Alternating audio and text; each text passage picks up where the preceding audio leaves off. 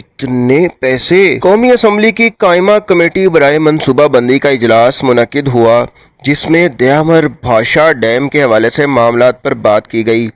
दौरान इजलास इंकशाफ हुआ कि दयामर भाषा डैम की लागत में 180 अरब रुपए का इजाफा हो गया। रुकन कायमा कमेटी और रुकन कौमी असम्बली एहसन इकबाल ने सवाल किया कि दयामर भाषा डैम के एक हिस्से पर 480 अरब रुपए लागत का तखमीना लगाया गया था। अब बताया जाए कि लागत कितनी आएगी। इजलास में मौजूद वापडा हुकाम ने बताया कि दयामर भाषा डैम की नजरसानी शुदा लागत 653 अरब रुपए होगी, क्योंकि लागत में 180 अरब रुपए का इजाफा हो गया है। 180, ये इजाफा एक्सचेंज रेट और महंगाई की वजह से हुआ है। एहसन इकबाल ने कहा कि वापडा ने 2 साल पुराना PC1 क्यों उठाया?